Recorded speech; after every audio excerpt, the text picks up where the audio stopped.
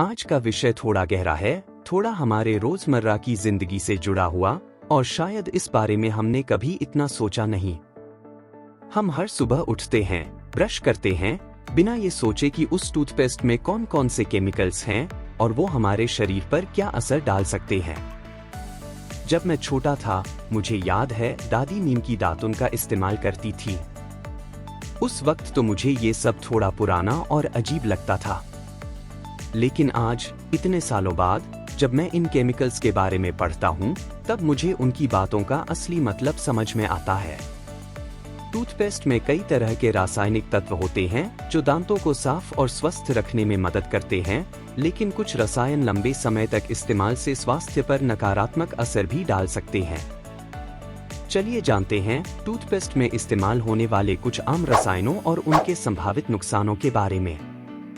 Fluoride, sodium lauryl sulphate, triclosan. Fluoride क्या है?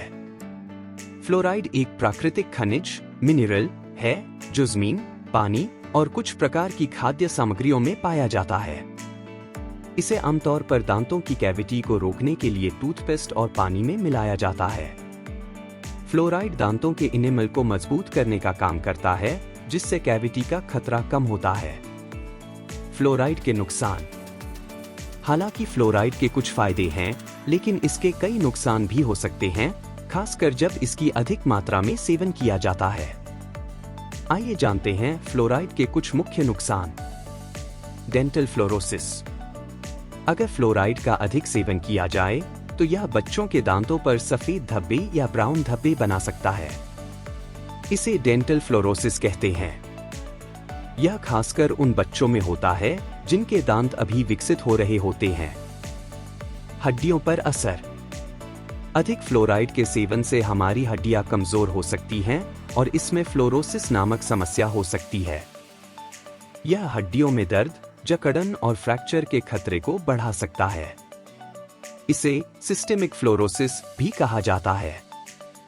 Thyroid पर असर। फ्लोराइड थायराइड ग्लैंड की गतिविधियों को कम कर सकता है, जिससे हाइपोथायरॉयडिज्म का खतरा बढ़ सकता है। इस स्थिति में थायराइड हार्मोन का उत्पादन कम हो जाता है, जिससे शरीर का मेटाबॉलिज्म धीमा हो सकता है। मस्तिष्क पर असर। शोध के अनुसार अत्यधिक फ्लोराइड का सेवन मस्तिष्क पर भी असर डाल सकता है।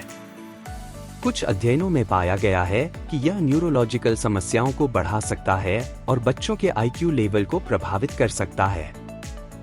हार्मोनल असंतुलन।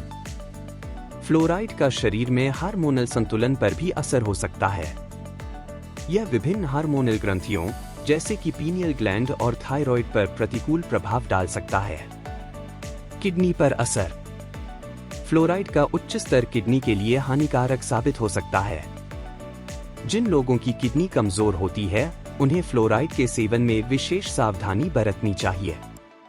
सोडियम लॉरेल सल्फेट (SLS) क्या है? सोडियम लॉरेल सल्फेट (SLS) एक सफाई एजेंट है जो अक्सर टूथपेस्ट, शैम्पू, साबुन और अन्य सफाई उत्पादों में झाग बनाने के लिए उपयोग किया जाता है। SLS की खासियत यह है कि यह तेल और गंदगी को हटाने में मदद करता है, जिससे त्वचा और दांत साफ और चमकदार दिखते हैं। SLS के नुकसान। हालांकि SLS को सफाई के लिए उपयोग किया जाता है, लेकिन इसके कई दुष्प्रभाव भी हो सकते हैं, खासकर जब इसे लंबे समय तक और बड़ी मात्रा में इस्तेमाल किया जाए। मुंह के अल्सर और घाव। SLS टूथपेस्ट में होते हुए दांत साफ करने में मदद करता है, लेकिन इसका अधिक इस्तेमाल मुंह में अल्सर या छाले बना सकता है। यह मुंह की कोमल त्वचा को नुकसान पहुंचाता है, जिससे जलन और असहजता हो सकती है।